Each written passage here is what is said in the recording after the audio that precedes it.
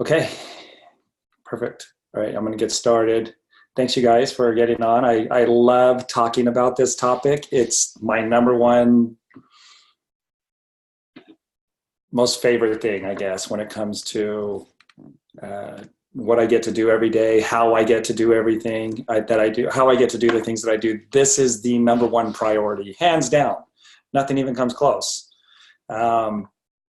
As far as applying it in my own life and just always striving for excellence with what I'm going to talk about. So I love talking about it because it just keeps it at the forefront of my mind. It keeps my mind sharp. You know, our minds are not memory banks, they're workshops. And so we could forget things very easily. We can get distracted in something that was very powerful in our lives. If we allow it to, we could get distracted and get away from doing that. But I'm not going to allow that to happen with this. So even when I'm not teaching it, I'm teaching myself and I'm learning. And I guess I shouldn't say teaching myself, I'm learning for myself and reading the books and rereading the books. There's not a lot of books that you have to read. There's only a few. But anyway, I'm going to go into this and I don't know how long it's going to go. It's going to go as long as it goes. So I'm going to get the information out. I know where I'm stopping on the slides. This is not something like that I do with the presentation on Monday night where I know pretty much hour and 15 minutes at the most, and I know exactly the information and how I'm going to go over it. Can't say that with this. And so it'll go as long as it goes. For those of you that are hungering and thirsting and not wanting to resist it, you'll hang out and you'll enjoy every bit of it because it's going to be principles and things that help you to move your own life forward. And it's that pearl of great price. It's that wisdom that I think it was Solomon said, in all thy getting, get understanding. This is that type of understanding he's talking about with no exceptions. Okay. And so I want to get it out as well as I can. Obviously, I did a podcast with over 300 shows about it, so there's no way to exhaust all the information. But if we can get it across enough that you can grasp it and it fills in the gaps and exposes you to some things that you didn't know, then you could be that much more empowered by it because you're on here today. I'll post it to the Facebook group, ISA Team M2M. That's the one I'll post it to, and then you can grab the link from there. Okay, so somebody that came in probably about 4 or 5 years after I started learning these things was Neville Goddard. Bob Proctor, who I would say, is probably the living, leading, foremost expert, that's influenced me. He mentioned Neville Goddard's name in an audio. He didn't say, go read him. He just mentioned his name. And so I went and looked, and the more I looked, the better it got. And I would say Neville Goddard's, probably one of the clearest people who have written about it. And anyway, as far as putting it into practical application, and this is the book that I would recommend. It's an audio book as well. Feeling is the Secret. Okay, so he says a change of concept of self automatically alters one's future. Now, for somebody who really understands these principles and has altered their future, they're going to know exactly what he means and how profound that is. Other people, it might go in one ear and out the other. Some people might think they understand what it means, but they don't really know what it means because their life isn't changing, right? They might totally be like, yeah, but their life still, is lacking. But this is face value, but you got to understand how to change the concept of yourself. You've got to learn how to evolve that and the techniques and the principles that have to be in play in doing that. So I'm going to do the presentation. It's a lot of the slides are the ones that I did at Celebration. I think it was 2016 as the opening speaker. But I'm adding some stuff to it and just throwing some stuff in there that I just did last minute this morning. As I was doing my own studying and personal development, I decided I wanted to share this. And so that's when I just posted on Facebook, hey, I'm going to do this afternoon.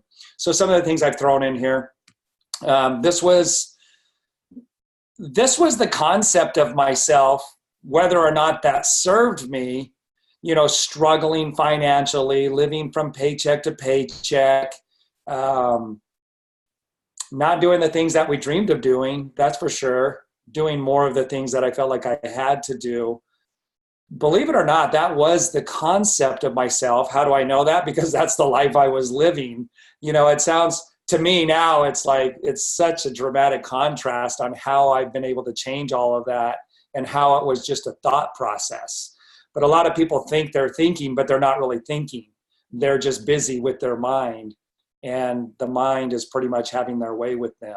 And it's the mind, it's the environment, it's the upbringing, and just those different concepts that we take on as to the way we think life is going to work for us. And that was it. That's the concept. Now, I had an incredible concept around family, and I have a beautiful family, a loving family. And we've been married now coming up on 30 years, 6 grandkids, and we love all of our kids. They love us. And we always had a tight, strong family. That's because that's the concept that I had of a family.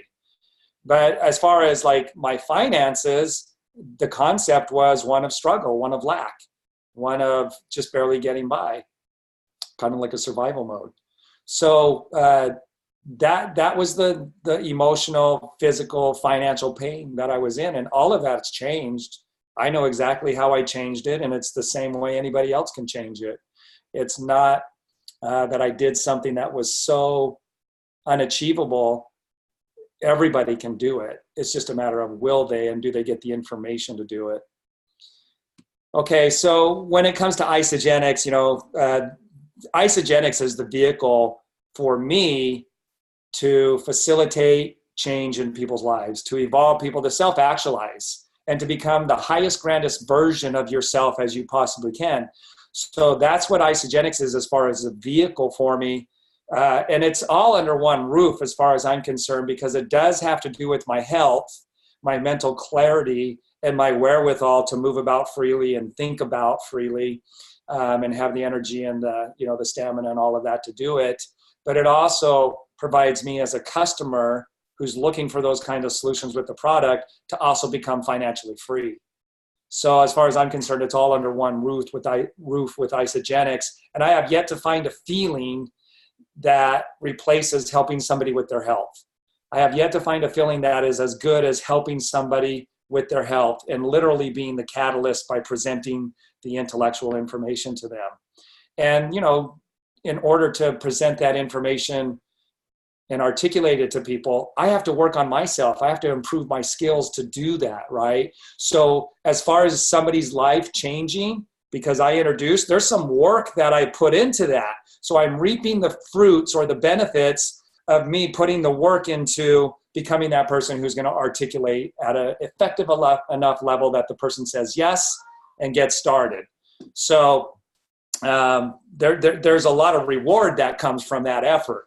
And again, I have yet to find a feeling that replaces how good that feels to help somebody else's life. And then on top of that, to not expect anything from the customer, but for them to get the solutions they're looking for, but the company allowing me to become wealthy off of doing that. So it touches every area of my life, physically, financially, and spiritually. All right, so I put this up here as a representation for those of you that have not been in your back office, or if you're not in Isagenix, because this presentation could be for anybody in any area of your life. However, this is Isagenix, and this is the business side of Isagenix and creating distribution. So it's going to calculate the amount of volume that's being sold. So the gross volume and the commissions that are being paid out on that volume, that's what this screen represents, okay? So when it comes to changing the concept of yourself, what's the concept that you have of yourself, of your business, and it moving products and it generating commissions for you? I'll tell you what the concept of yourself is. If you have the back office, go look in it.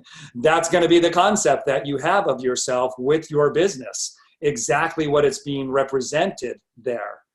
So there's some very subtle things about the principles that I'm going to teach, but they're not so subtle in their results. The results are black and white, So on another slide, I'm going to show cycles pop in here and that concept of ourself, and how just like you can change the concept of yourself, we're also talking about here, you can change the concept of yourself as a business with your Isagenix business. And it's paramount that you do, because if you don't, you'll just do it where you already are set at, okay? So when we talk about Neville Goddard saying a change of concept of self automatically alters one's future, changing the concept of your business, how it relates to you and the results you're getting, you can change that. That has everything to do with you. And God is expecting you to do it. So he's waiting for you to do it. All right. I want to use the example of Christ walking on the water, how appropriate, for my worship day is Sunday. And, but this, I think everybody's familiar with when Christ walked on the water, and then Peter walked on the water as well. So here's the example, the exposure. I'm sure Peter never even thought about walking on the water until he saw Christ doing it, walking towards him, and they were in the boat. So there's the example. We have plenty of examples around us, around life and what's possible. And, we could say the same thing for Isagenix as well, what the possibilities are. And so then what we do is we go into this state. That's a state where you're conceptualizing something mentally. So Peter was in the boat and he conceived of himself and a concept that he probably never even thought of before until he saw Christ doing it. And he said, I can do this. And in that moment, he had perfect faith. There was zero doubt in that moment that he stepped out of the boat and onto the water. In Healthy Mind and Body, if you've done that, I'm on it for my 11th time. I did day 9 today. So that's called the inception state. The inception state, or the inception stage. When we see something that inspires us in Isagenix, somebody's health result, somebody's financial result, we say, well, I can do that. I can do that. I believe that I can do that. And we're in that state of, we don't have any doubt. There's not any fear. There's not any, I guess some people could immediately go into, I can't do that without even getting to this state. I can do that. But if you joined Isagenix, you had this feeling for however long, however fleeting it may be, you have this, I can do this. And how do I know that? Because if you paid the membership, you had enough faith that you can do it, right? Whether it was for the products or the business. Now, what happens is this is just a momentary exposure to the example that says, I can do this. And Peter's example is one to show in a very stark contrast the difference between that perfect faith where anything's possible. You could become a millionaire in Isagenix if that's the thing that you saw. You could have financial freedom. You could live the life that you were exposed to. And when you feel that, now there's a responsibility you have to maintain it, because that's the only way you will accomplish it, is if you maintain faith. The moment you start to not exercise faith is the moment that you start to not accomplish it. So here he was standing on the water because he had perfect faith, but then that faith started to wane. Challenges show up. The person who shared this with me didn't tell me it was going to be this hard. They deceived me. Or people are rejecting me. I didn't anticipate rejection right here when I was going to share with people. I only envisioned, the end result, perfect success, and I'm going to live that lifestyle. But now that I'm going forward and starting to build this business, I didn't know these challenges were going to show up. And here's the thing, it's not the challenges that stop you from getting there. It's your focusing on the challenges. You're focusing on things that are causing you to fall out of this state. And there's your mental faculties can allow you to not go into this state, even in spite of the challenges being right in front of your face. Christ has the same challenges right in front of his face that Peter had. The storm was brewing, the waves were crashing, but Peter chose to focus one way while Christ continued to maintain his focus in spite of the challenges. There's the difference. Now, Peter didn't understand the principles of what he was doing to sabotage himself right here, and Christ understood full well. He wasn't doing this by coincidence or ignorantly. So it just shows the difference in the state of mind. The only thing that changed here was the state of mind. Christ maintained his, and here he is, perfect, and yet there's still these challenges that are showing up. These things that could draw the focus away from being faithful to being doubtful and fearful. He still maintained, even though you're perfect, you're still going to come up with these challenges that are in the environment. You're never going to get rid of the challenges. It's how you respond to them. So Peter wasn't responding intelligently. He was reacting ignorantly, and it caused him to start to sink. The only difference was what was going on in his mind. The mind overrides the physical world. Okay, we're seeing it right here in a very contrasted way. It's more subtle in our lives when we're going about our day-to-day businesses. These laws and these principles are way more subtle. But when you're very familiar with them and you keep reminding yourself of them every day, like I do, then they remain starkly contrasted, just like this. He got that result because of how he started thinking. Not because of the storm, but because of the way he started thinking and what he focused on. And we can see that Christ didn't do what Peter did. All right. So then, even though we might be sinking, there's always hope. My little grandson was playing outside with his sister, and my daughter being brought up in this environment where it's all about personal development and these principles we taught him to our family. She passed it on to her kids. So her son is 5 years old. The granddaughter's 3 years old. They were playing baseball, and Lucas, she fell down while she tried to swing and fell down. And he said, "That's all right. All the professionals, whenever they're practicing, they always fall down. Every professional falls down when they're practicing." I mean, a 5-year-old, right? So they're getting it. And there's always hope, even if you fall down. That's not Peter. That's not who he is. That's just who he's being right now. Who he's capable of being, is still yet to be seen. And so no matter how far we might feel, like we might be all the way under the water, there is always hope. This is where I felt like I was at before being introduced to this. I was all the way under the water. I was dead, but I went on living, So in this environment, I love this because together we can, but you have to do your part, right? I can't do your push-ups for you. Like the person that needs to keep having this happen and they're not doing the mental work, they're not doing the call to actions. And I have a call to action at the end of this. I don't waste my time with people like that. I never close the door on them, but I am not going to allow them to use up my time by continually needing this when I'm teaching them how to not do that anymore, right? And if they just continue to ignore the advice, I'm not in control of that, and I'm going to move on, okay? So together, and I never give up on anybody, but you just got to know that, the number one law in the universe is progress. And if this person isn't ready to progress, well, I'll be here when you are ready, all right?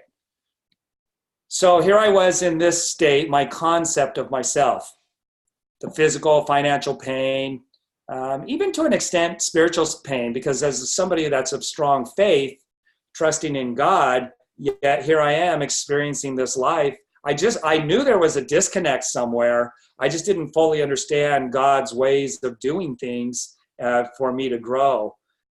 So I would even say there was a spiritual pain there. For sure, there was a spiritual pain there. I kind of felt like, well, as long as I don't compromise my values and forsake my faith, then that's a win. And it is a win, but it's not really creating progress for me. It's not helping me to self-actualize. It was just maintaining survival mode without compromising my values. That's better than compromising the values, but it could be so much more. All right, so once I started learning, all of this started to change. And I'm going to share with you, some of the processes that I did, that I learned that I must do. And I'm not saying they're just for me in the way that I did them. They're for you as well. I didn't make them up. I learned them, and then applied them. So what I'm sharing with you, there's going to be a lot of similarities of what you're going to have to do.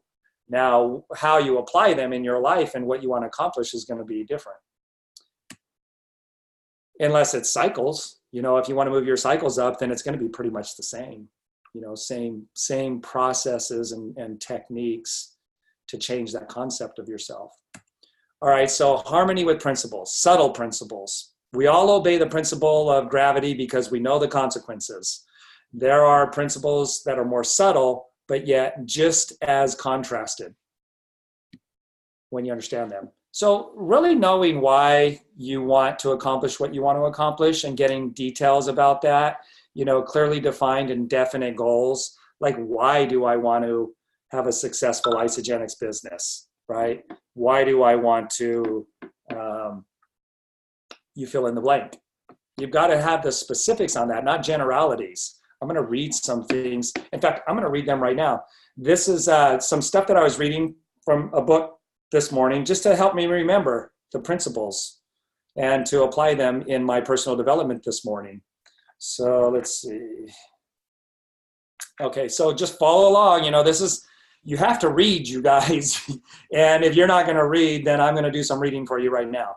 But leaders are readers, okay? And readers are leaders. But it depends on what you read. Don't read the comics. That's not going to make you a leader. When you are seeking the powers of heaven to assist you in realizing a righteous desire, you should plead your case to Heavenly Father daily until your desire is realized. So this is not a flippant desire. This is a desire that you've really come to understand. It's specific, and it's something that you really, really want. In Think and Grow Rich, he calls it a burning white hot heat of desire. And that happens because you understand beyond generalities, right? And so now I'm going to plead that case, but I'm not going to plead it in a way that most people plead, right? Like asking for God to like bring it to me. But it's got to be a consistent pleading. That prayer in your heart, that's constant, that desire.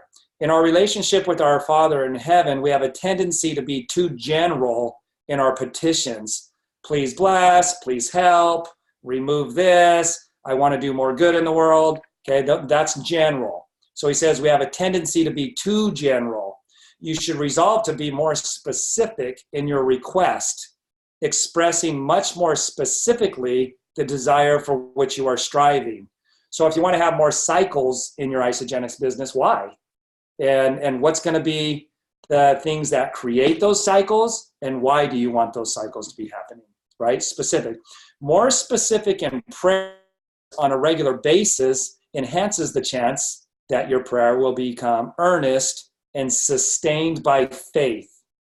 That's an important sentence right there. You'll have to go back and listen to the recording if you want that sentence again. Unfortunately, most people do not petition the Lord unless they're faced with a crisis. Whew, that's not a good place to be. You will find that your relationship with your Father in heaven will be greatly enhanced if you are consistently seeking his help and regarding your selected righteous desires instead of desires that grow out of a crisis in your life. This is huge, huge, huge. There's a few sentences coming up here, but all of this is huge. If a man's tendency to forget his dependence on God when he is not faced with hardships. Let me read that again because I said it wrong. It is man's tendency to forget his dependence on God when he's not faced with the hardship. Not me. No way. Every second of the day when I'm playing like at 100%, I am fully dependent on God. But there's a part that I have to do. There's a responsibility that I have to do.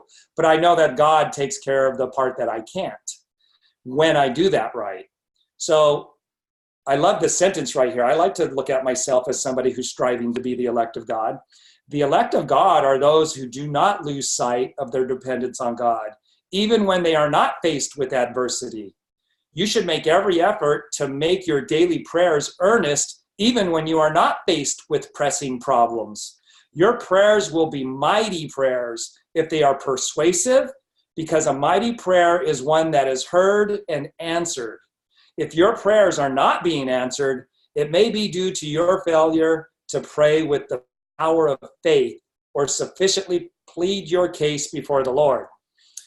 Whew, that's a mouthful, and so much principle. Now, just reading that, you wouldn't know how to do that. We're going to go into that in the following slides. But I'm going to show you how you can increase your faith incrementally all within yourself, which then calls down the powers of heaven. But all of those sentences, every one of those words apply to that principle right there. Many people who have ordered their lives, and some people are getting on here and they think they might check out before this is over, and they don't have to check out. They're just going to check out because they're going to choose to check out. It's because they didn't know that I was going to be asking them to do something. Like, you have to do something. You have to take 100% responsibility for the results you're going to get in your life, which means you're going to have to do work. And it's not easy work where, like, it's not welfare, you guys. God doesn't work by welfare. He'll work with help and help you get on your feet, but he's not going to maintain welfare. That's a principle of the adversary, to keep somebody on welfare, okay? So for those that check out, it's going to be because they don't want to put forth the effort. And I'm not going to say why. I don't care. They can choose to live their life any way they want. But that's why they're going to check out, because they choose to. If they don't have to, it's going to be because they're not ready or willing to do the work. So many people who order their lives rightly in all other ways. Now, this is several different authors and a little bit of my own wording. But many people who order their lives rightly in all other ways are kept in poverty by their lack of gratitude. Having received one gift from God, they cut the wires which connect them with him by failing to make acknowledgement. So it's that constant communication. I've said this on my podcast.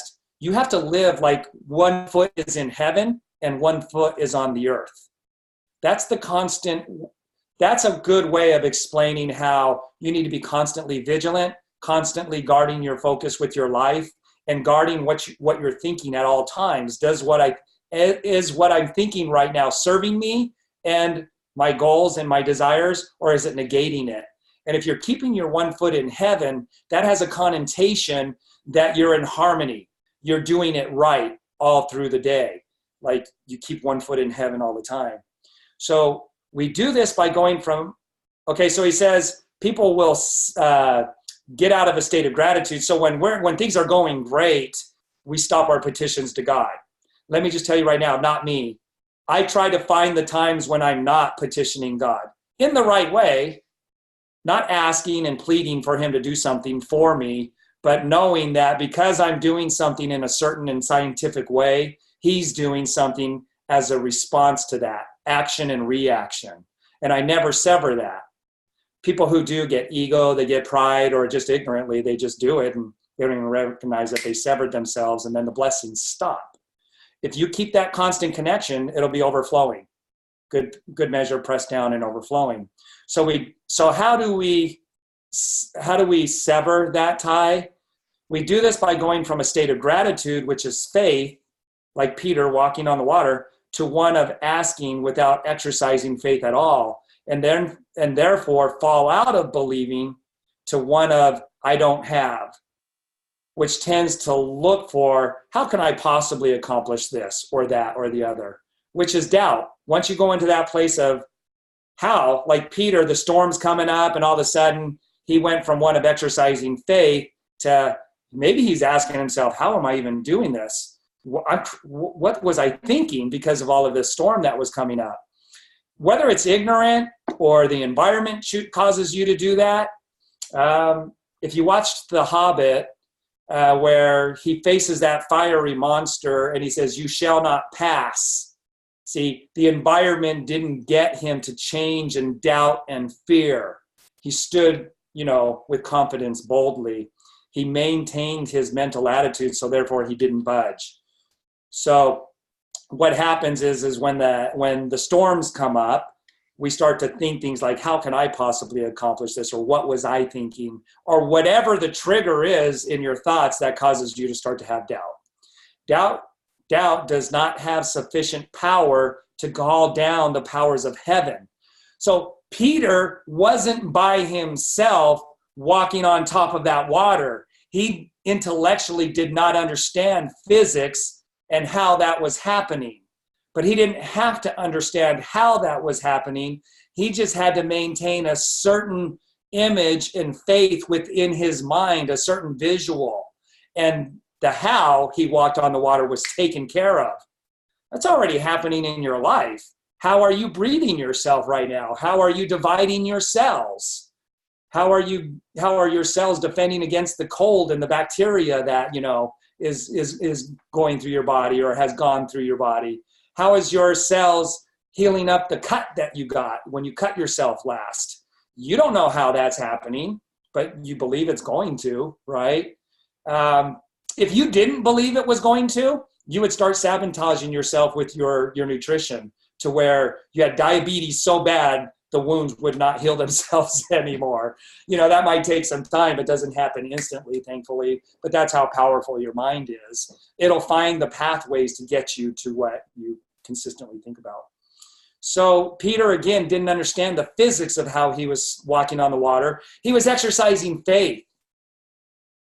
And then the powers that be, God and the universe, the way he set it up, was taking care of the rest.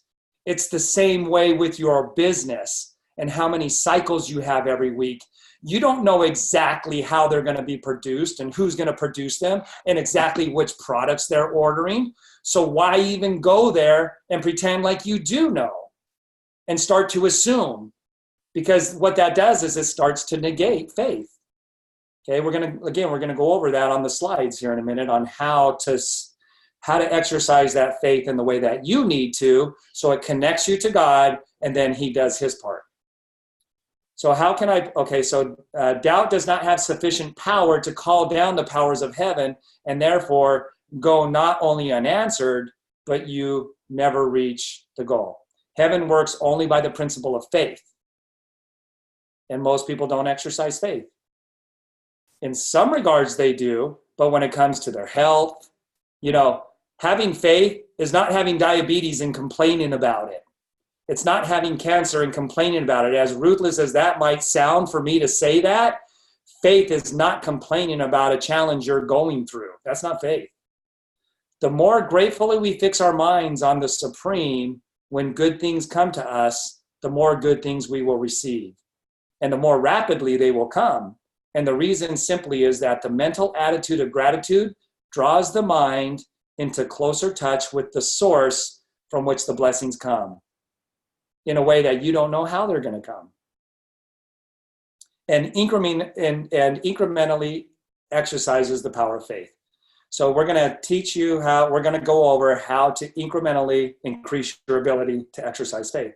If it is a new thought to you that gratitude brings your whole mind into closer harmony with the creative energies of the universe, bringing to you the things you desire, consider it well, and you will see that it is true. The good things you already have come to you along the lines of obedience to certain laws. Gratitude will lead your mind out along the ways by which things come, and it will keep you in close harmony with the creative thought and prevent you from falling into competitive thought and out of harmony with God, and therefore maintaining doubt, which would prove fatal to your desires. Gratitude alone can keep you looking toward the all and prevent you from falling into the error of thinking of the supply as limited. So when Peter was walking, if he would have just continued to be in a state of gratitude while he was walking on the water, he would have continued to walk on the water. And by maintaining the gratitude, he's not going into that doubt. He's not worrying about the storm. He's in a state of gratitude. You can only have one attitude in your mind at one time. You can't maintain both. You either serve one or the other, okay? So if he would have stayed in an attitude of gratitude, he would have continued to walk across the water. If when you conceived of your success in isogenics in the beginning, if you would have maintained that attitude, then you would have continued to accomplish that success. However, when we don't know the principles and how to do that and how faith is really exercised, then it would be next to impossible to exercise that faith. With the storm rising up around Peter, without the proper education, it was impossible for him to maintain that. Okay, because why? In order for him to maintain it, he has to have a certain way of responding. And if you're ignorant to that way of responding, you couldn't do it. You couldn't do it. So you would have to sink. Gratitude alone. Okay, so we read that. Just a couple more things here. Do not confuse the preoccupation of worry and anxiety with the preoccupation involved in exercising faith. Woo, that one I will read again. Do not confuse the preoccupation of worry and anxiety with the preoccupation involved in exercising faith. If you're worrying and you have anxiety, you are not exercising faith. And that's the environment controlling you and you looking into the future in a certain way with your imagination. So we can shift all of that. We can change that. And when you change that, your future automatically is altered, automatically, by law. Not because you finally found favor in God, but because you're finally living and being obedient to a principle that has that effect. So when your mind is prone to dwell on the adverse consequences of events, which you assume you have very little control over, that is worry. Let me read that again. When your mind is prone to dwell on the adverse consequences of events, which you assume you have very little control over, that is worry. I know I have 100% control over my future, my destiny. I'm 100% in control of it. Sounds pretty cocky, but it's not, because I know that God is playing the bigger part. It's not ego. I just know God's principles well enough to exercise that kind of faith in a statement like that. I am very sure that God will do his part when I do my part. So because that's immutable, all I have to do is be obedient, and I can say that statement with absolute knowledge and confidence. It's not ego. Ego would be if I was just saying that about myself. And we know what people look like that think that they're the bomb, that they think they're all that and everything. You can see a difference between somebody who's dependent on God and his laws and principles and putting themselves in alignment with that in order to accomplish whatever they want. Thinking negatively does not require any effort. That's how most people don't put effort into their thinking. Now, if you've ever done something that takes skill, draw, paint, stitching, whatever it might be, you know that you're putting an effort into your mental processes. Playing an instrument, there's an effort that you're applying to your mental processes. Most people stay away from that. They don't want to have to put that effort into learning how to play an instrument, because it's an effort. But if they want it bad enough, then they will. So if you want your dreams and your destiny and you want the life, that dreams are made of, then you'll put the effort into it. If you believe that, again, if you trust in these principles. Thinking negatively does not require any effort. Maintaining and believing a believing frame of mind, however, requires an exerted effort over a sustained period of time. And therein lies the challenge. By the process of faith, thoughts produce an effect as literal as physical exertion. Man, that has been my soapbox since I've learned this back when I first started in isogenics and I started getting the physical results in my life. I'm really going to draw some contrast here, and some of you will remember some statements that I said about 6 months ago that I'm going to bring in some of these slides. And,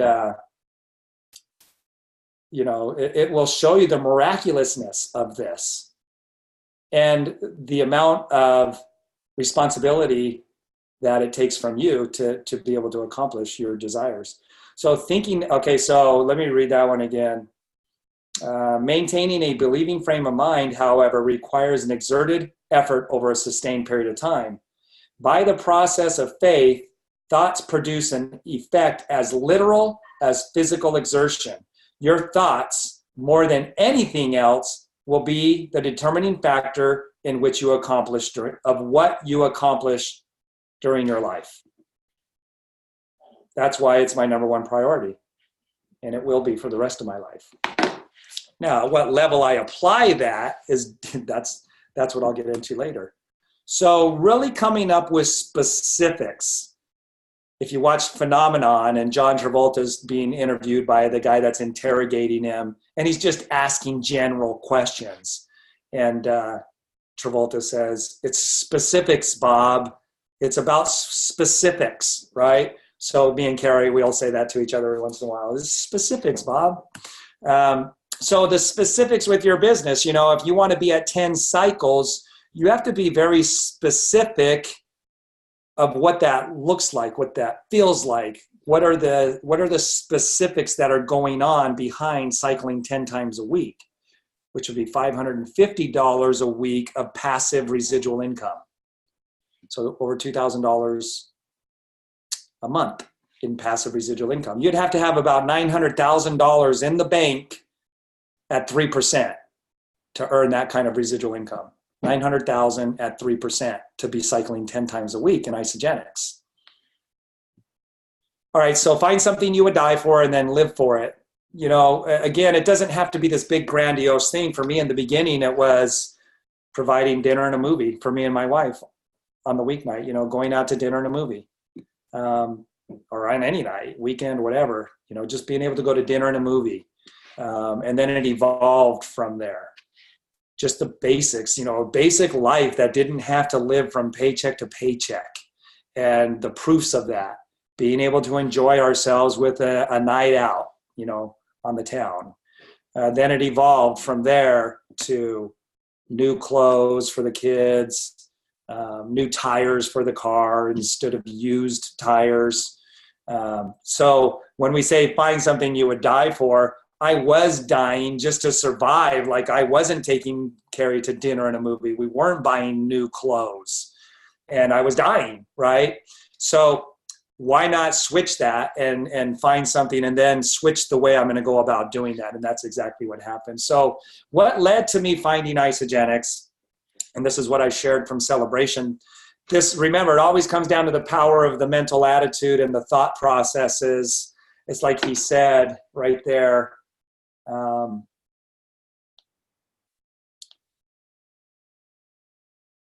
Your thoughts, more than anything else, will be the determining factor in what you accomplish during your life. Your frame of mind, let's see. Oh, I skipped this line. I don't know how. Research has demonstrated that most people use their minds in constructive thinking only about 10% of the time. Similarly, the amount of faith they exercise is extremely limited. So research has demonstrated that most people use their mind in a constructive way of thinking. Like I said, learning an instrument, only about 10% of the time. And that's probably like while they're at work and they have to focus on something. If you got a job where you could just skate through, I would say you're constructively using your mind less than 10% of the time. In the way that we're talking about constructive. So here's what I did to start utilizing my mind in a constructive way. That was the exact opposite of how I was doing it prior to this. So I'm holding this out as an example for you to mimic. So again, let me just say, I started to constructively use my mind and exert mental energy in a way that is 180 degrees different than what I was. It's the exact opposite. And I wasn't exerting mental energy prior to doing this because thinking negatively or just letting the environment suggest to me how to think isn't any exertion of mental energy. It's just being busy. Okay, there's a big difference. So I started to constructively and specifically by focusing on certain things in a certain way. I started to exercise faith, and I was doing it in something that I hadn't seen, like Peter seeing Christ on the water. That was a whole new thought for him, and immediately he put energy and mental energy into that thought. And so I started putting that mental energy into a thought that didn't exist yet for me. So what did I do? I went to a dream workshop where we made this book. And it was a 3-day workshop. And the guy had us set our goals differently. It was before the movie The Secret. There was no, like, the law of attraction wasn't a common phrase. I'd never heard it, and people didn't start talking about the law of attraction really until the movie The Secret was out. So this was before all of that. 2005. And the way he had me set up different categories of my life was write them down as a fantasy. But don't write them down as a fantasy that you're yet to experience. Write it down as though you're already experiencing it. So kind of like I'm writing to a friend in a letter about my health and my energy in a fantasy way, or I'm writing in my diary and I'm writing down what's already happened. It's already taken place. Like, this is how I'm living my life. And so I scripted that out. Remember, we had 3 days to do this. It was a workshop. And so I was like forcing my mind, like, go try to write a song. Watch how difficult it is to try to get your mind focused and piece things together so that you can write that song, right? I had to have somebody mentor me. He had to give me clues and things like that, and to be able to bullet point those, all right? And so then we scripted it out, and then they sent us home, and we took pictures that would represent the things we had written down at the workshop. And then we emailed those in, and they put them into this book with what we had written down. And so this is an actual picture of me holding weights as a representation of me being fit and being healthy and energetic. And I was living on rock stars at that time. That was my nickname, was Rockstar. And then I was drinking coffee, and I'd throw soda down behind that. And I was tired all the time. I was the most unfit that I had ever been in my entire life, right here. So that was, I would have been 35, 36, just before I turned 36 years old, right here. My birthday was in June, and so I'd have been 35 right here. So the most unfit, and like all of the stuff that I had written down was a total fantasy. And if somebody was to read that, they would have been like, yeah, in your dreams, you know? So, okay, so I did that with my health, and that was in 2005. And I really put feeling behind it. Like, I just didn't read it. I made sure I had the feeling behind it, okay? So I started doing that in April 2005. I had a description of what our house was like that we were living in, the fantasy house.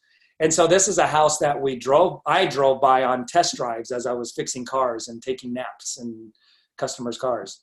So I had my family jump out of the car, and we took a picture. My 2 older daughters, this is our foster daughter here, and then my 5 kids.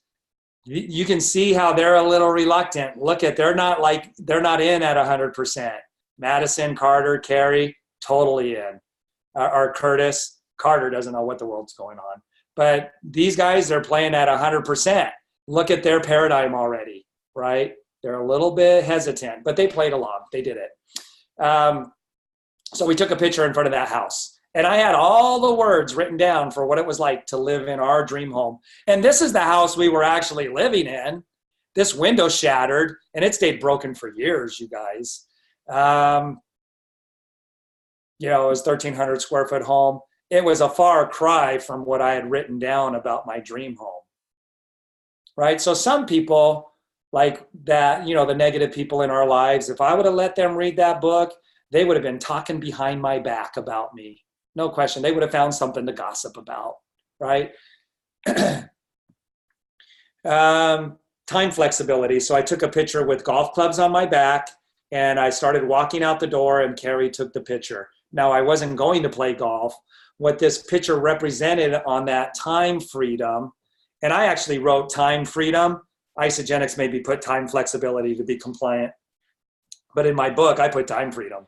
That I could do what I want when I wanted. And I wrote out what it was like to go to vacations and all the different things, the fantasy. And remember, I was working to 16, 18 hours a day.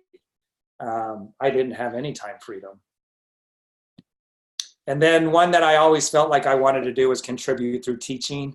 That was just something that I feel like, was a part of my destiny.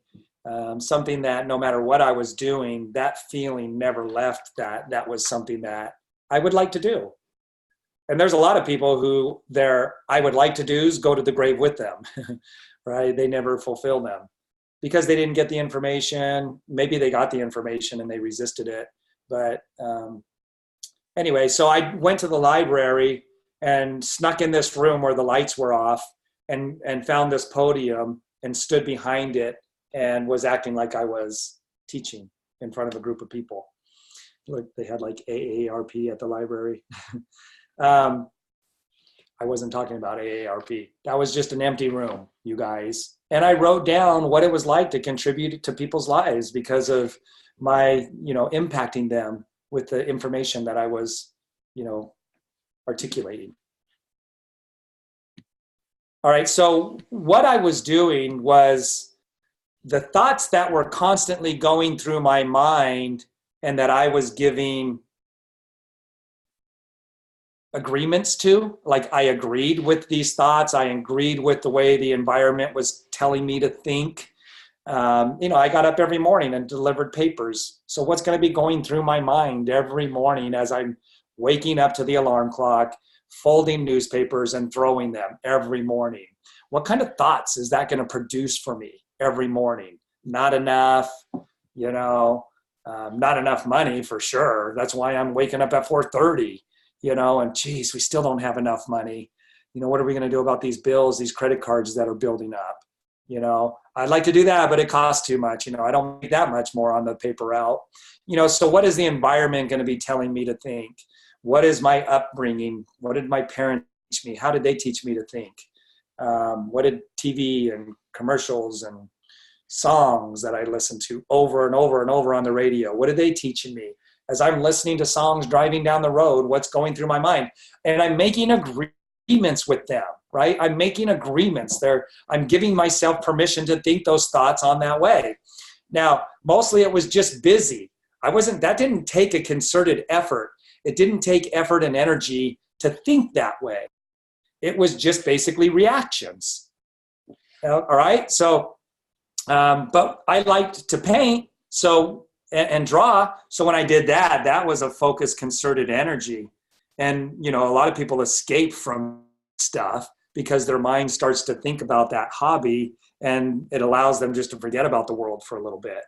That's why people do skydiving and things that are extreme, because it totally makes them forget about all of this stuff. Now, if you're living a life that's bliss, why would you want to forget about it? Why would you want to escape from your life? You wouldn't. But if your life is less than, you would totally want to escape from it. All right, so what I learned through doing that book was I was taking on a new concept of myself. Now, with the book, I didn't know all of this. I wouldn't have been able to put this presentation together, and I wouldn't have been able to share this information with you. I would just be like, yeah, I'm reading this book. I'm reading it twice a day because he told me to, and I trusted him. And I read it twice every day. Twice, in the morning and at night. So I started forcing these new thoughts because remember, this doesn't take any effort. This is totally going to take effort. And so I started dreaming. I was like a daydreamer. I would go into that place where you don't even really know what's going on. Where that place where you go when you're driving and you don't even know how you got home. But most of the time, that's just like that's not a consistent, directed focus that's consistent, right? We just go to that place and we don't even know how we got home. Something just caught our attention in our mind. Well, I was now doing that with a focused, precise, specific thought. And like a broken record, it was going through my mind. For sure, at least twice a day, in the morning and at night. To be honest, I can't remember how often I did it while I was at work. I think I just I don't know. I don't remember what I was thinking in between doing it at morning and night. However, I know that it's important to do it in between. Not just with quality in the morning and night, but repetitiously. The words escaping me on how Neville Goddard says it. So I was creating a new concept of myself, a new paradigm. And what happened is when I'm here, this one doesn't exist, right? And the trick, and not the trick, the skill to develop is to get it like this, even before this happens. Get rid of this old concept. When you're here, you can only serve two masters, right? So I'm either going to be in this one or this one at any one given moment. Now, the goal is to stay here as much as you can. with quality, meaning the feeling is there as well.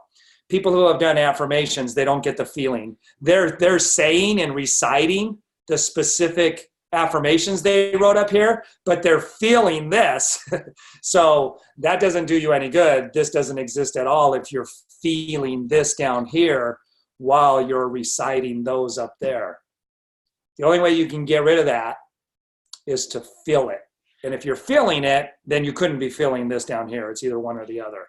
And that's what it's meant in the Bible by you can't fill up new wine bottles, or you can't fill up, what is it? Don't put new wine into old wine bottles. They'll burst. They won't be able to hold it.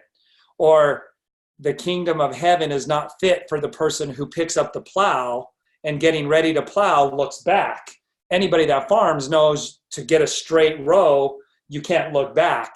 Well, in order to really exercise the powers of heaven, the kingdom of heaven, you can't set the goal, but then constantly be looking back at your old paradigm, the old concept of yourself. You're not fit.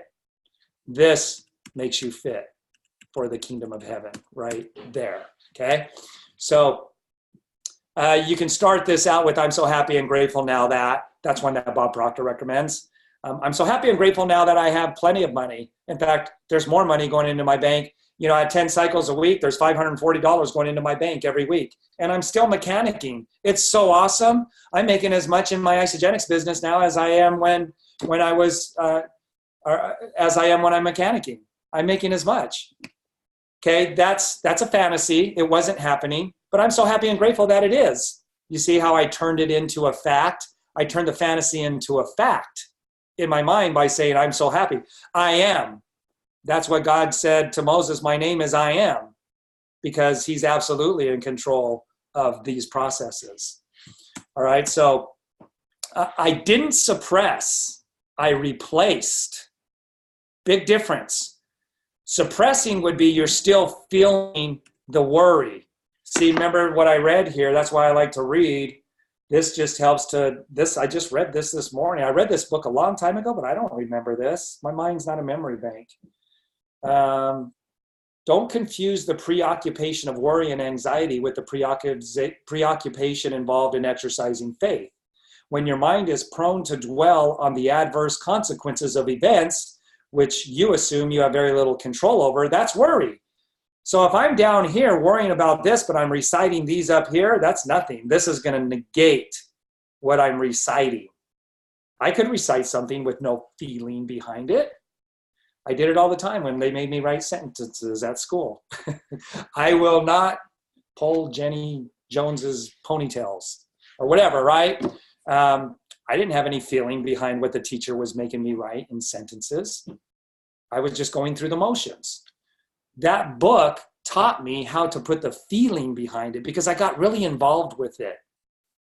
And Carrie, you know, contrasting Carrie and how she wrote her book, she shares this in trainings. She didn't put the feeling. She wasn't getting connected to the feeling behind what she wrote in her book. And she tore it and ripped it up. And she said, I'm not even very strong. And I ripped up the book, you know, because she heard how I was reading mine.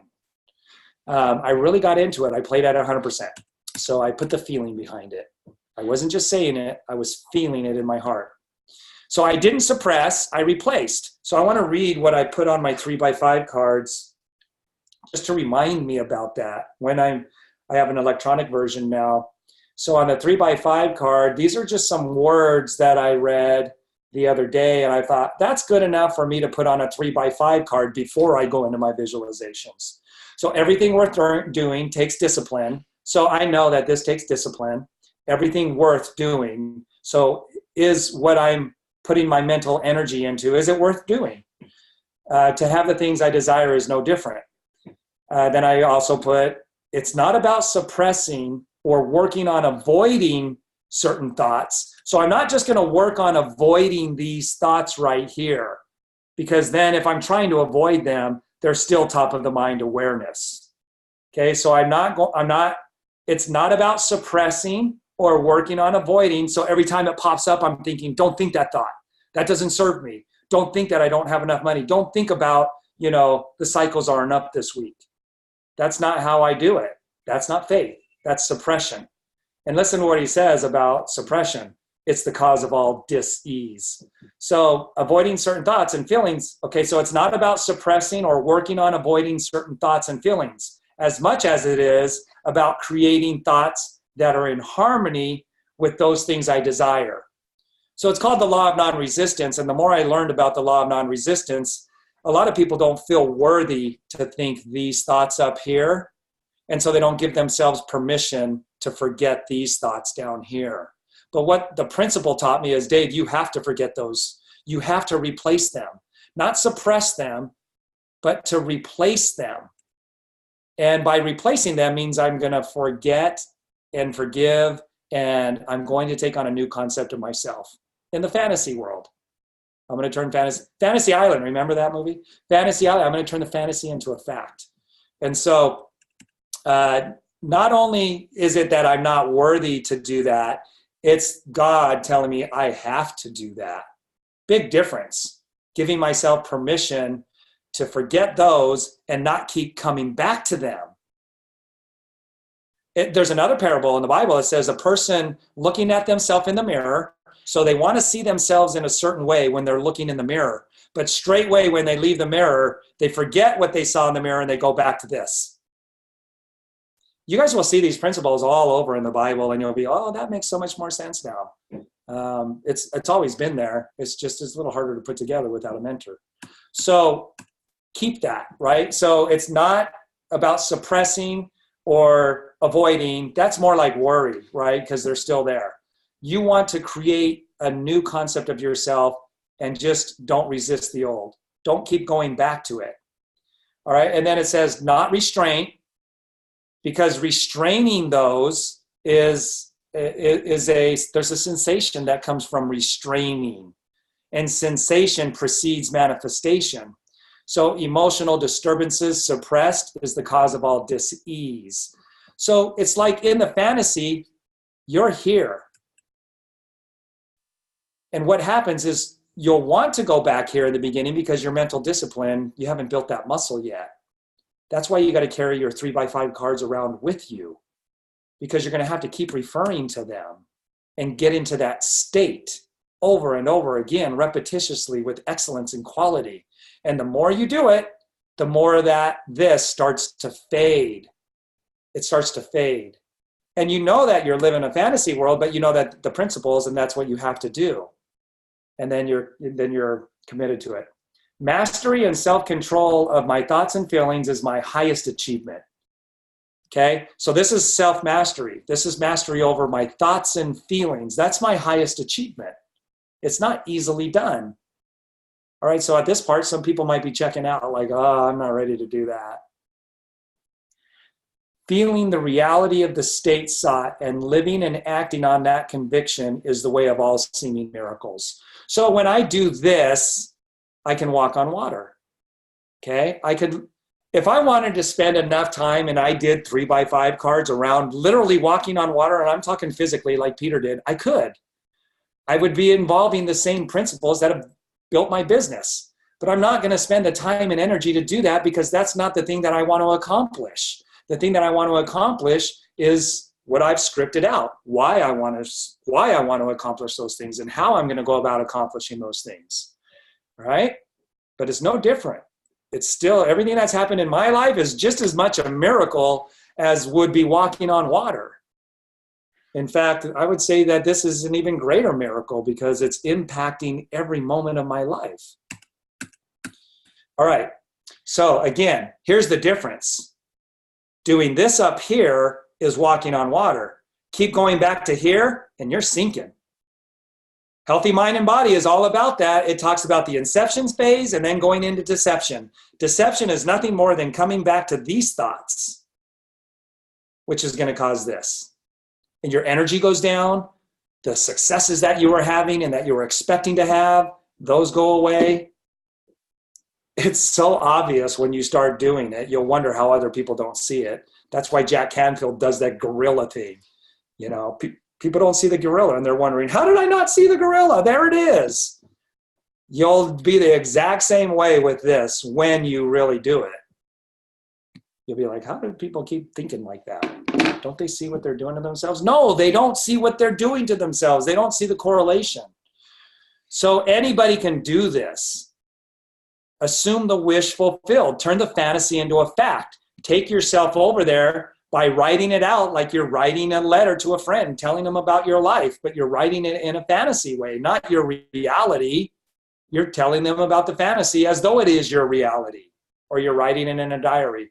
Now get that on your 3x5 cards, right? Let me see, I think I have 3x5 cards pop up here. No, it's not there. So going back to, let me just go back to that. Getting over here, that's perfect faith when you don't keep coming back to here. Walking on water, sinking. Whenever you come back to here and think about all of the problems and the worry and the anxiety and how am I going to, you stand on quicksand the moment you start thinking, how is it going to happen? It's already happened. Why should you be thinking about how it's going to happen? Now, you do have to be getting into action. Action is receiving. But what happens is, and this is what I was going to say earlier. Let's see, where do I have it pop up? Let me go. Okay, so let's go on to what happened because I wrote that book the way I did. Okay, this was my I am before. Now remember, I wasn't exerting energy into this I am. It was just on cruise control, thinking negatively, thinking based on how things, my appearance are suggesting me to think. Remember, I'm folding papers at 4:30 in the morning. That's suggesting to me how to think. And so I just go with it. That doesn't take any energy. So that was my I am though. So then I changed that. And so I started in 2005 with changing my focus and putting energy specifically into certain areas of my life. So I'm playing it as I did it. I've already celebrated. I did it. To August, so April, May, June, July, 5 months later, Isagenix showed up in my life. Now, some of you know my story, how I said no to Isagenix when Carrie tried to get me to buy it at an expo. She entered a drawing and won the products, and that's how I got in Isagenix. There was no way it could be denied. My physical actions actually tried to reject Isagenix when it was being presented to me. But because I kept reading that book at the level that I was, there was no way that I was going to be kept from walking on water. Had I stopped reading the book, then Isagenix could have disappeared. It wouldn't have never showed up. If I had stopped reading it 1 month into reading the book, Isagenix would have never showed up. There's a gestation period. Right? And if I even stopped doing what I did when I read the book, I would have got into Isagenix and maybe got out of it as fast as I got into it. Okay? But I didn't. That's when I started learning the laws. Lenny handed me a book called The Science of Getting Rich. And I took my little dream book and turbocharged it. Okay? That's how I replaced my income in 4.5 months. People saw my environment change, but they didn't know that what was changing was going on inside me. That's what I knew was changing. Everybody else was just seeing my environment change. So 5 months later, Isagenix showed up. Now remember, I did all of the different categories in my life. So my health was one of them. 4.5 months later, bam. I'm back to my high school weight wrestling, which is exactly what I had scripted out in my book. How did I know that Isagenix was going to do that? I didn't know that. What did that guy say that I read earlier? He said,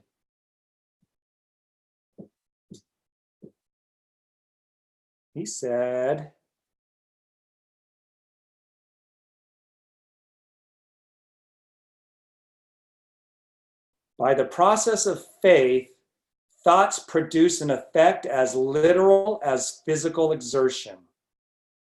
Your thoughts, more than anything else, will be the determining factor in what you accomplish during your life.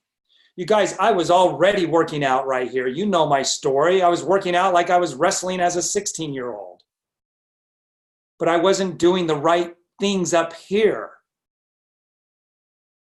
So there was no way. Isagenix was the only thing that could answer this. GNC would have never answered this, what I had in my book. There is no health program, no Weight Watchers, no Jenny Craig that would have produced the results that I was living in my book. They were too much of a fantasy. Isagenix was the only thing that could have answered that. Okay, so now about the dream home. GNC definitely couldn't have answered that. Jenny Craig couldn't have answered. My job as a mechanic couldn't have answered this the way I had it scripted out in specifics in my book. The only thing that could answer that was Isagenix, right? To live in my dream home. So I'm living in my dream home. I did it. And remember, I'm reading all of this all at the same time. It took me a little while to get through that book twice a day, but I did it. And there it is. We moved into our dream home, 5,000 square foot home. And I'm sitting in this office right now. And that home is in the same neighborhood as this house. I didn't even realize that. We were living in this home for over a year before I was doing this presentation. I'm like, it dawned on me, wait a second, because Jack Canfield talked about the same, or no, John Assarath. He bought the literal same home that was on his vision board that he had tucked away in a box for years. The exact house that was on his vision board. He didn't even know it until he unpacked his vision board. This is in the same neighborhood as that house we took the picture in. And there was something mentally that I really desired about that neighborhood, living in St. George, Utah. It just represented something. And I had a feeling that was attached to that, but I didn't realize that feeling put me in the same. This was a brand new home too. It was just finished being built in a neighborhood that had been around for decades. Okay, so coincidence? No, it wasn't. It was in direct correlation of putting myself in harmony in the way that I was my responsibility to do. It was an expenditure of force. It was an energy, and energy always has an effect, cause and effect. Same thing with the time flexibility or time freedom. I didn't know how I was going to have time freedom. That was a fantasy, but I did it in the book. I'm so happy and grateful now that, right? And I got the feeling behind that. That took time and effort, developing that muscle. And now I can do what I want when I want for as long as I want. We just got back from Africa. And I had my biggest week ever. Carrie and I had our biggest week. We hit 11 star while we were gone for 11 days. Being able to teach. I've done over 3,000 live presentations in the last 8 years. And things like this, Zooms and phone calls, I don't know how many, easily over 5,000. I'm doing it to my heart's content. I got to do this morning because I decided to do it this morning, what we're doing right now. It's what I really love to do. That's why I took the picture behind the podium. I didn't take a picture of things that I thought other people thought I should be taking pictures of and what I should be pursuing. I totally I was selfish in that sense. All right, so I did it in my mind, but then I did it literally, right? And it's not just the big stage with Isagenix, it's what I get to do every single day. Every single day. I did it. Now that's not coincidence. All right. And so I put a picture of myself when I was making about $500 a week in Isagenix. I put myself as a mechanic to millionaire in record time, page 36. I shot for the moon, right? But I didn't do it in record time, but I still became mechanic to millionaire. I photoshopped that. This is the very first magazine. I was like a 1-star right here, if even that. And they literally did. Okay, so I totally did it. I lived it. Now, this wasn't in the book. This is something that, remember I said I turbocharged that little dream book? I kept saying, what's next? Because we accomplished all the things that were in that book. But I wasn't satisfied. I was grateful, but not satisfied. So this I did. I photoshopped that. And then there's a little magazine from Isagenix, Centerfold, 2-page, Mechanic to Millionaire. Exactly what I had written right here, Mechanic to Millionaire. Such a great branding, and I had no idea that was going to become a thing, right? I just wrote it down here, Mechanic to Millionaire. A change of concept of self automatically alters your future. Again, it wasn't just passive thoughts. And when you're monitoring, it wore me out like I was hit by a Mack truck when I first started doing this at the end of every day. You know, when you're studying for a test and you normally don't study, and it just wears you out. That should be a clue as well, that thoughts are things. It wore me out. but I got used to it and I built up the muscle, just like any long distance runner. The first time they ran, it wore them out, but they don't get worn out anymore. They run long distances. So it happened, right? So now vision without work is just a dream. Work without a vision is a nightmare. So this is what I want to say here. I'm going to pull up my iPad and just draw a little line here. Oops, I didn't need to do that. Well, yeah, I did. And this is going to go back to what I stated about 6 months ago. And for those of you that have been around, you know that I said that. You will remember me saying it. And I've said it many times, like on the Monday call with Lenny. I've said it many times. And I'll tell you what that is in just a second.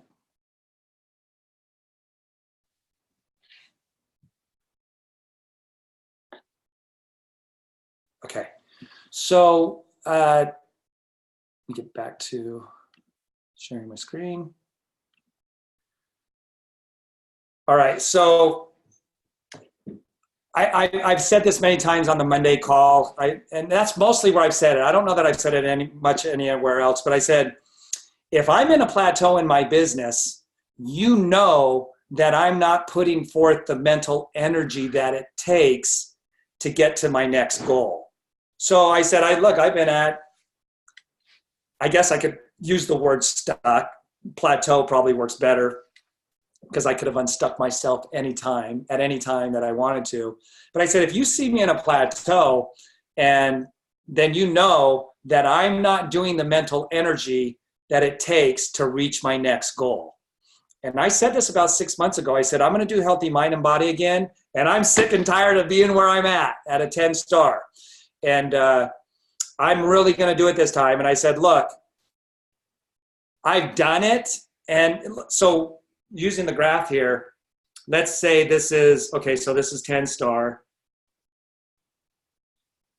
And I want to get to 11-star.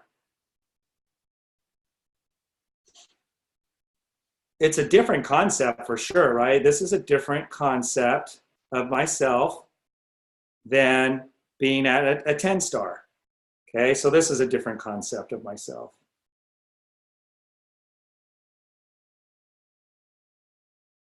Some of the specifics would be leaders rising up.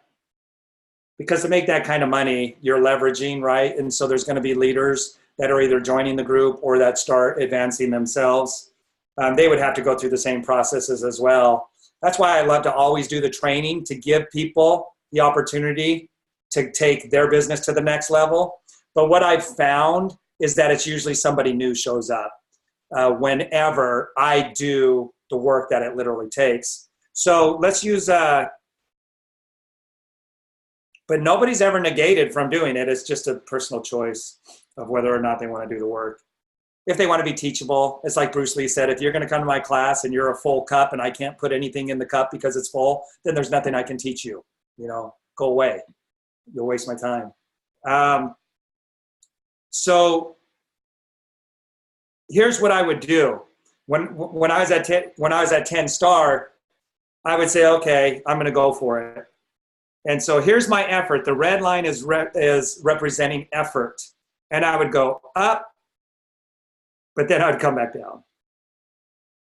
Go here for a while. I'd start to go up. Man, let's just hang out here. And this happens so many times, you guys. And I'd go like that. Okay, this mental effort right here is not sustained long enough to manifest in its physical counterpart. It'll start to show up, and you guys will have seen this. When you put more time and effort into your business, it usually means that you've changed your mindset, so things start to happen. But then you get distracted, or if you were doing mental work, you stop doing the mental work. Michael Klaus, married to Lynn Hagedorn, they're the #1 income earners right now. He says, every time I keep hanging out down here, I keep asking myself, why did I stop doing this? He says that right in one of his audios, his training audios. He knows that it's doing the mental effort. He calls it mirror work. Same thing as what I'm talking about here, where you're taking your visualization and seeing yourself in a new concept. He says, every time, I know.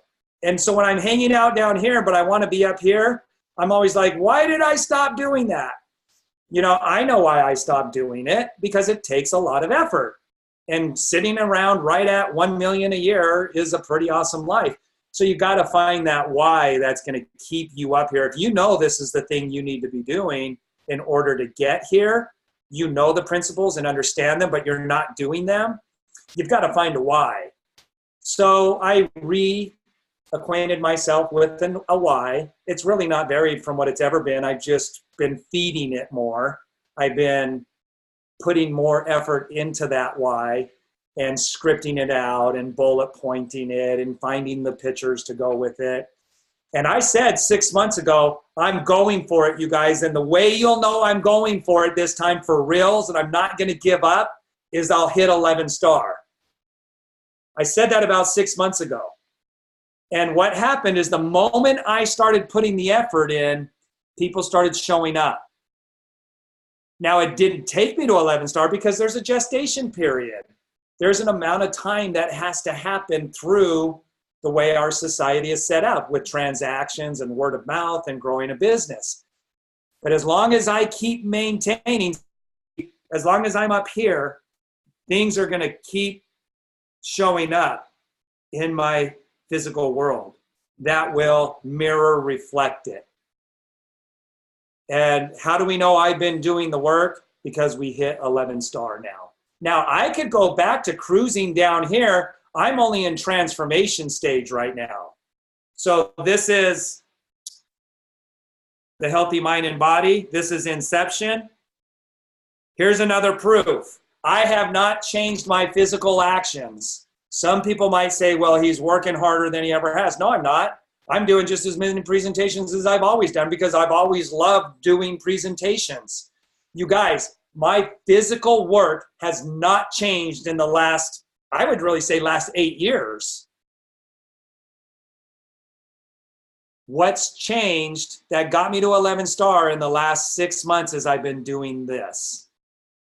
The presentations, the way I do them, when I show up to do the presentation, what's changed is the people I'm doing them with. Why did they change? Because I changed. I've been holding it. Now, I get deception. It doesn't mean it doesn't show up. I just understand that that's part of the process. So I L&R it. I just L&R deception. When I was hanging out down here and not getting up here, I wasn't fooling myself. I knew exactly. I would tell people, well, I'm just not doing it at the level. I've said that many times on the Monday call. I'm just not doing it on the level that I know I need to. I do at times. However, I have not allowed my mind to go down here. Why? Because this is pretty much cruise control now, being at 10 star. The thoughts that I think, remember when I said you're driving and all of a sudden your mind goes off? My mind is not going off to things that are down here. Oh no, I catch that too quickly and bring it up here. Okay, so that's kind of cruise control for me now. This is not cruise control for me yet. I could easily go back down to here right now.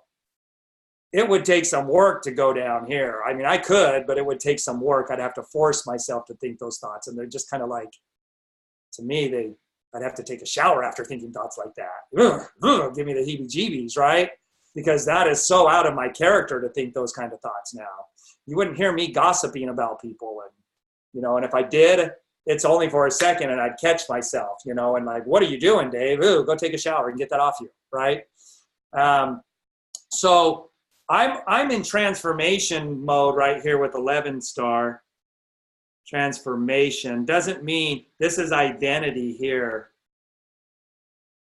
Whoops, so we're covering that up. Let me bring it down. So that's identity here. I'm not in identity with 11 star yet, but what I'm doing is I'm shooting for 12 star now.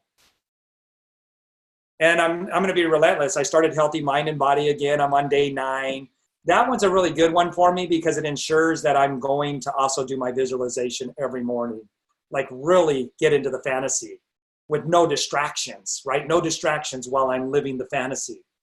And I've got my 3x5 cards and everything that I've built up around that are along with the why I want to be there. It's not for the money. I'll take the money, but it's not for the money. Money's part of it, though. For sure, it's part of it to help me accomplish some of the things with that why. But there's so much more to it than the money.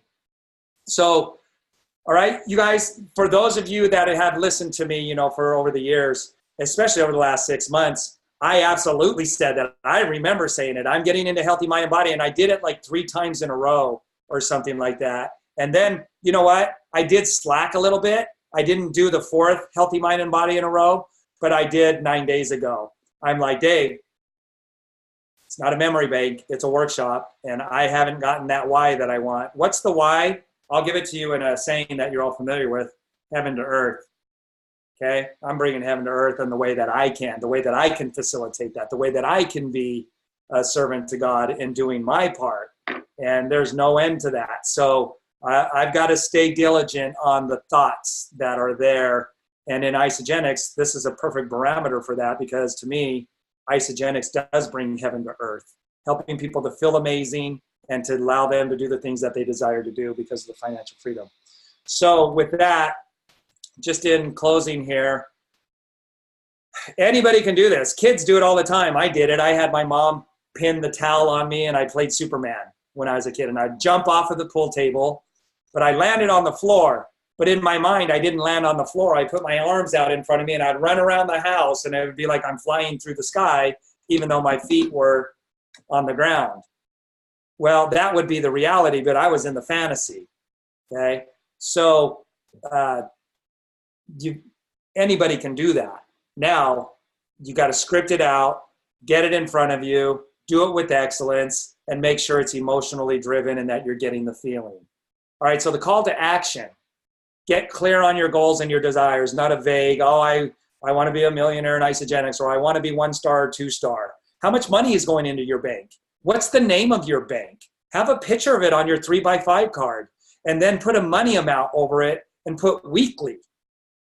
I still do that. $5,000 or $500 if it's 1-star, right? The exact amount. 10 cycles, $540 every week is going right into my bank. And there's the picture of the bank, and there's how much is going right into it. How many cycles is that? That's 10, right? So get clear. And what else is happening because of that? Well, people are having amazing results. I'm so happy and grateful now that people love Isogenics. They've made it a lifestyle. They're passionate about it. They're sharing it with other people. And they get through the nose. In spite of the nose, they're still sharing it successfully.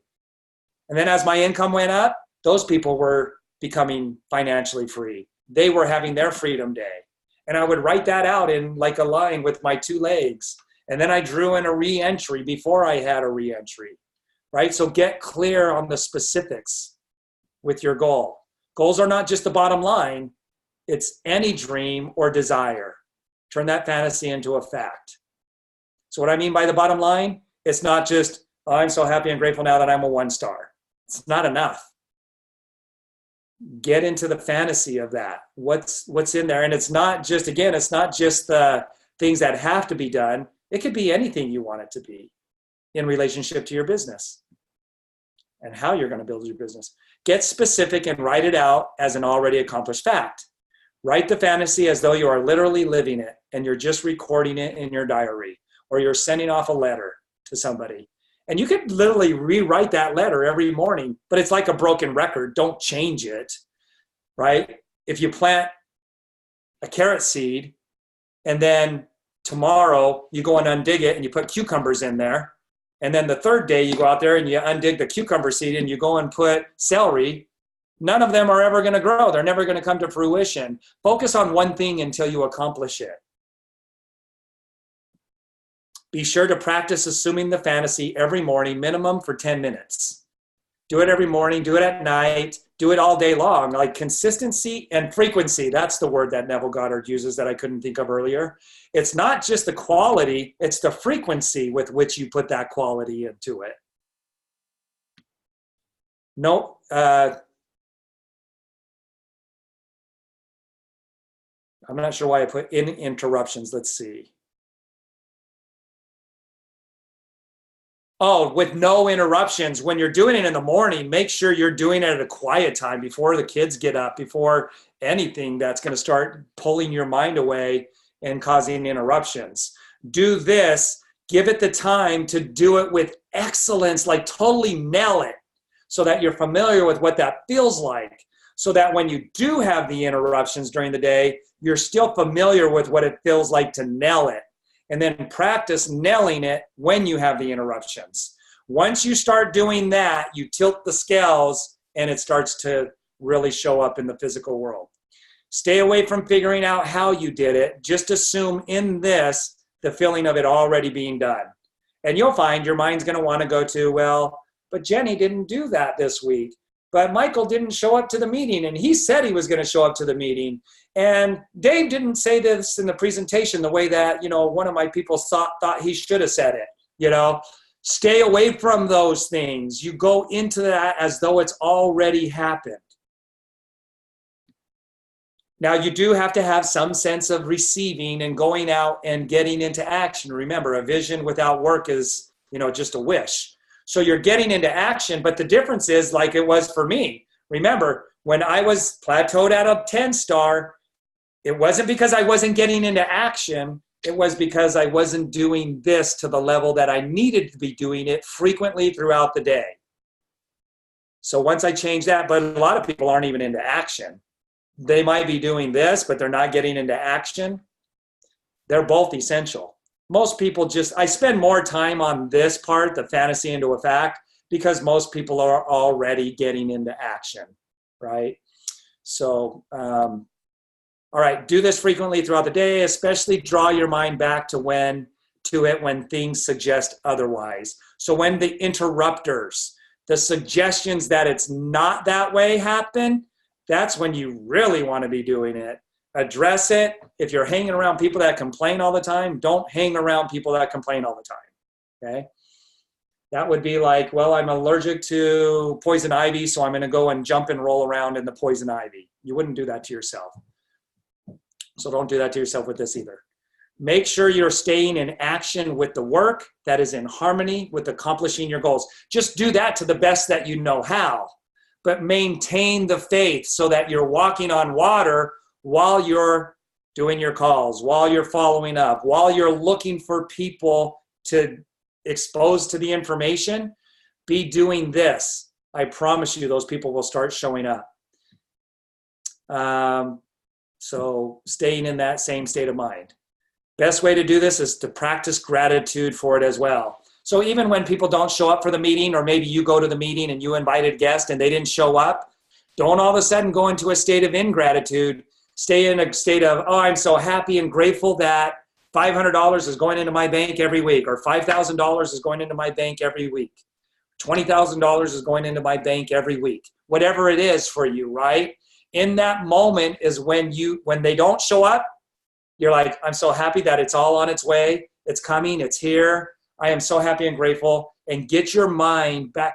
Lynn Hagedorn from the stage said that's what she did. She set up the whole basement. Everything was ready for the presentation. She made her husband stay upstairs to answer the door to send everybody down. And for the first 3 meetings, not one person showed up. What did she do? She went into fantasy mode and pictured people walking down the stairs. What happened on the 4th meeting? She said, literally, they just kept coming down the stairs and they didn't stop. They just kept coming down because she did this. She kept the state of mind in spite of the environment suggesting otherwise. All right, so keep doing it until it becomes your reality. Don't decide it doesn't work. You don't get to decide. When you make your own planet, Jim Rohn says you can make the rules. As for this planet, this is the way it works. So you keep doing it until you master that discipline and it becomes a reality for you, okay?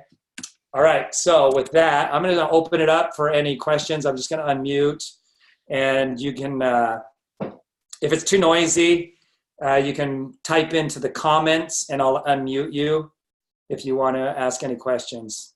So let's just see if we can unmute. Well, I tried to. Okay, yeah, background noise. If you want to help out, if I can see who it is, that's great teaching, Dave. Anybody have any questions?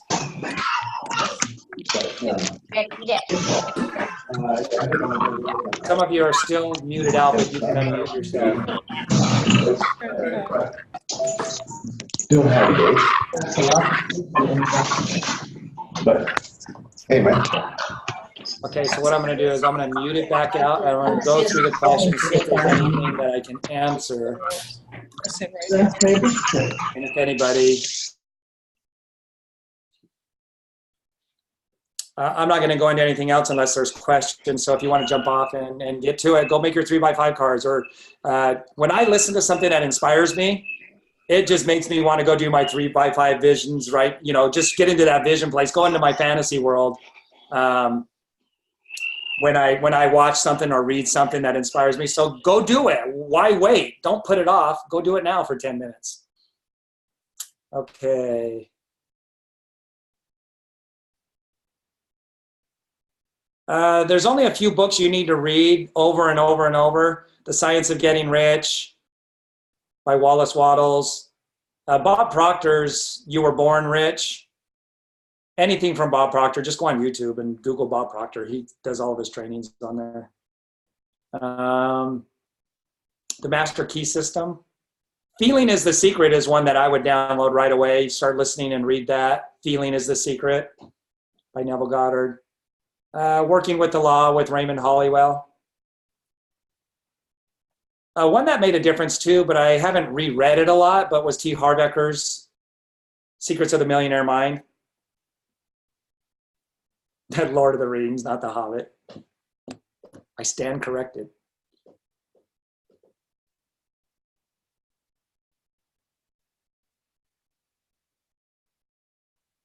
Yes, 3x5 cards is basically meditating with a purpose, not just letting thoughts run randomly or thinking about nothing.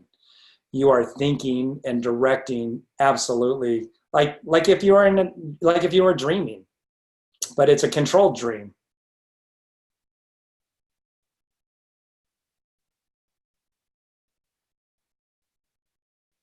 Yeah, my dream book had a lot of different categories, you know, and I wouldn't recommend making a lot of different categories.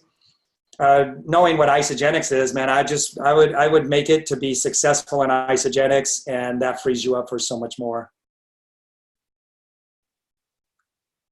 And it never hurts to help somebody with their health and get really good at it.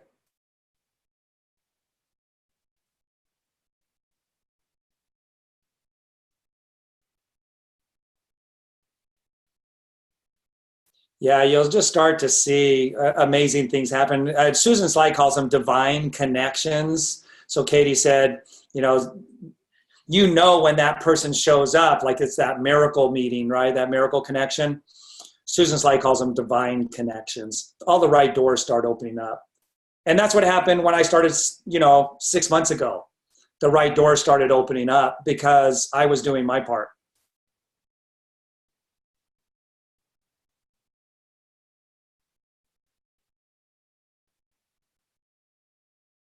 No, Neville Goddard wasn't the main one, but he's really good. He breaks it down very simply, and Feeling is the Secret. That came years after I had learned this.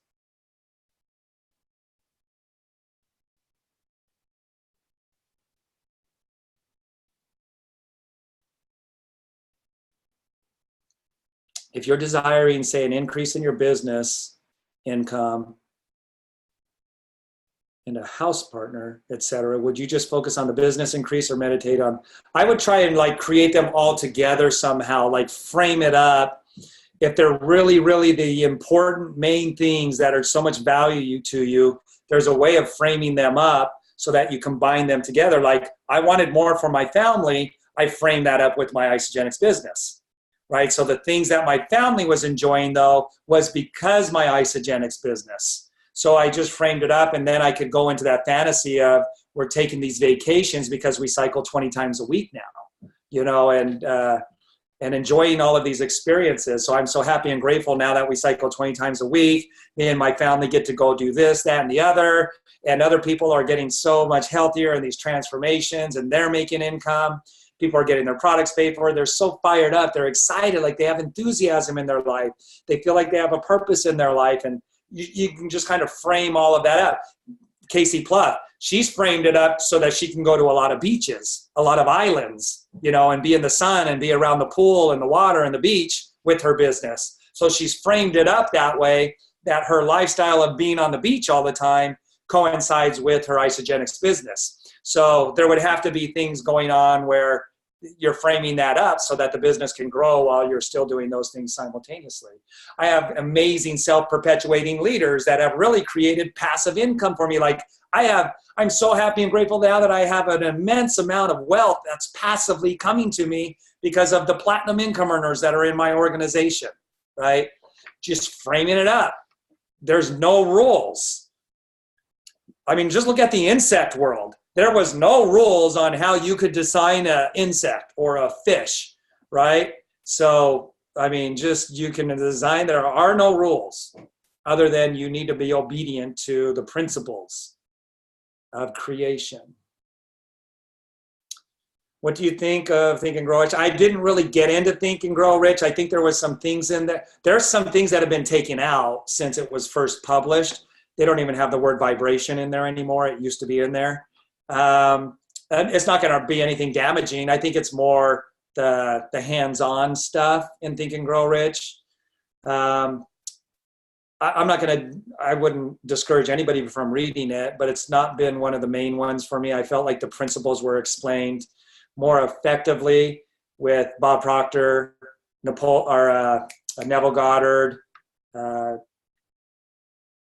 who wrote the Master Key System, Charles Hannell, Raymond Hollywells, Working with the Law. LNR is Law of Non-Resistance. Yeah, Law of Non-Resistance.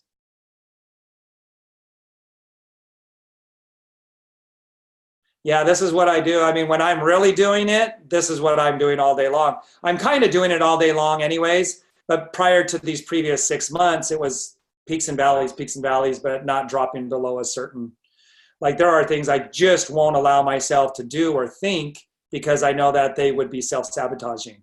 And so I'm always on guard for that. Even listening to something that might be on the radio or a song, it says something in a way that's like, wow, I don't want to be running that through my mind. So guarding what I listen to.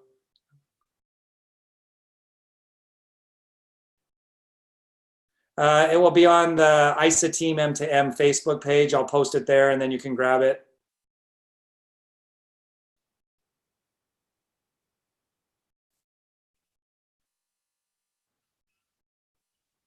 Okay, so there you go, you guys. I go over those books like in the podcast in the first couple of them. They're really clearly spelled out there, so you can go and find them there. If I get a chance or I remember, I'll do it on the Facebook post. Okay, you guys, thanks for joining and hanging around. And I hope that something I shared with you sticks and becomes a part of you. And that you can start taking your life from one magnificent win to the next. It's going to take work. It's going to take dedication and commitment and discipline, but you're all capable of doing that.